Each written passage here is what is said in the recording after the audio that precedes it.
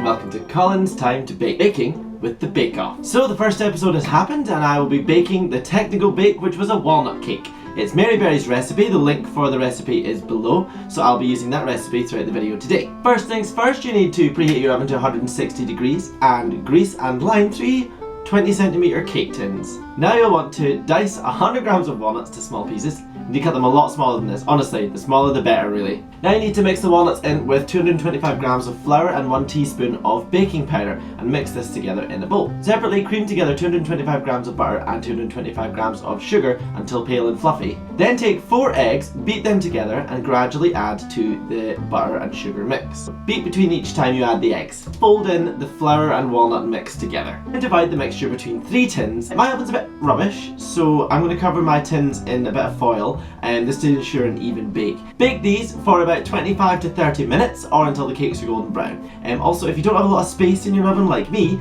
I'm using 2 shelves, so if you're doing this, don't forget to rotate the cakes halfway through, about 12 to 15 minutes. This will make sure that they're not going to burn on the top shelf. Once they're ready, leave the cakes to cool in the tins for a few minutes and then leave to finish cooling on a wire rack. Now, for the caramelized walnuts, you need to tip 225 grams of caster sugar and 2 tablespoons of water into a pan and heat for a low heat until the sugar starts to melt. Turn up the heat a little bit and the sugar will start to boil, and then you want to keep an eye on this. It's really critical that you keep an eye on this because as soon as it starts to turn golden brown and the bubbles start to darken, that's when it's ready. Take it off the heat and chuck in your walnut. You'll need 10 walnut halves for this. Swirl the walnut halves around, making sure they're completely covered, then take out and put onto a silicone sheet and leave them to sit.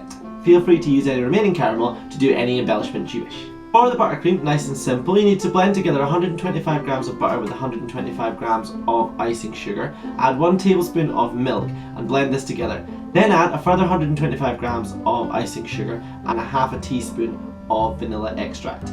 Blend this all together until smooth. You want to take your cooled cakes and spread the buttercream on the base cake.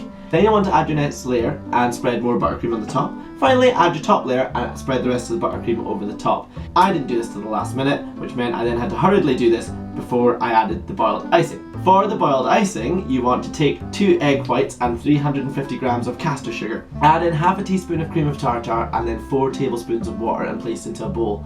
Put the bowl over a pan of water and place this on a medium to low heat. Then with an electric mixer, you want to blend the mix together for 8 to 10 minutes until it comes together like a thick meringue. Test every so often, watch your fingers, make sure it doesn't go grainy. This means you've overcooked it and the water has evaporated, so you have to try again. Also, don't forget to add the water because I may have forgotten to add the water the first time, which made it ridiculously grainy. Once the boiled icing is ready, take it off the heat and then, working quickly as the icing apparently sets rapidly, unlike mine, I'm not really sure what it did, but hopefully it'll cool by the time it's ready to eat. Cover the top and sides of the cake with the icing, swirling the icing if you can with softened peaks and swirls. Leave this to set in a cool place, not in the fridge, and then once it is ready, decorate with the caramelized walnuts. And again, if you have added any embellishments like I have tried, feel free to add that to your cake. You can do what you want, and ta-da! A lovely walnut cake. Time to cut it open. Alright, seems alright so far. Layers, whatnot. And now it's time for the taste test.